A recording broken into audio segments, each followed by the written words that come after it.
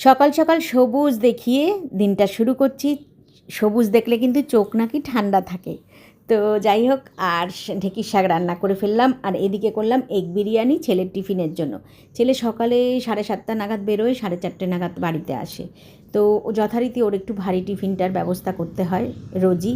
তো এটাই আমার একটা সমস্যা, খুব টেনশানে থাকি যে আজকের দিনটা তো কেটে গেল, এটা দিয়ে কালকে কি হবে।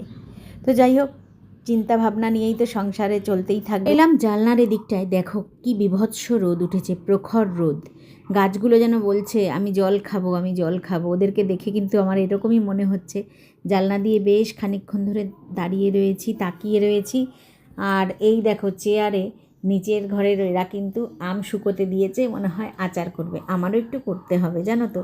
তো আমি যার কাছ থেকে আমটা নিই সে এখনও আসেনি, সেই মানে কাকুটা।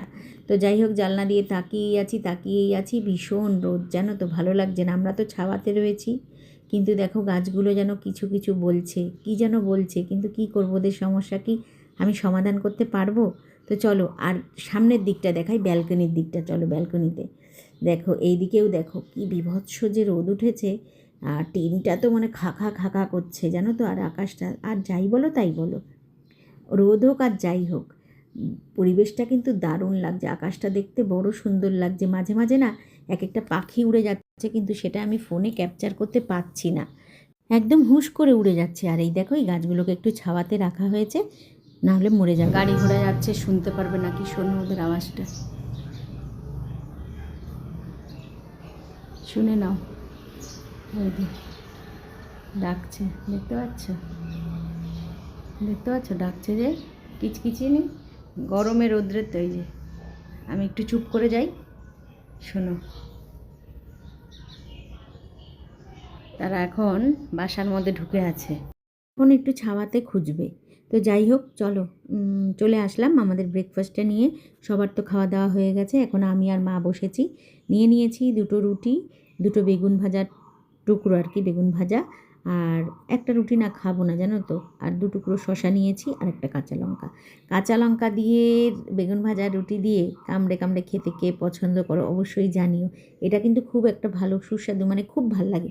আমার কাছে তো খুব ভালো লাগে। মানে রুটিটা ছিঁড়ে বেগুন ভাজার সাথে খাবো, আর কাঁচা লঙ্কা কামড়াবো। একটা রুটি না খাবো না, সত্যি অন ক্যামেরায় বলছি না, কিন্তু এটা কিন্তু সত্যি কথাই। আজকে কিন্তু খেতে ইচ্ছা করছে না, একটা রুটি খেতে হবে, তাই খাচ্ছি।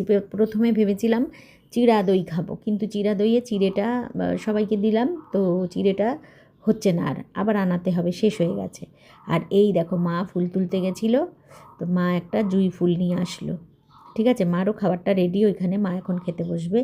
এই দেখো জুঁই ফুল, তো গাজরা হয় না, গাজরা যদি এরকম হতো যে বেশ অনেকগুলো মানে ফুটতো, তো গেঁথে নিতাম আর কি, এই গানটার মতো। গজরা লাগা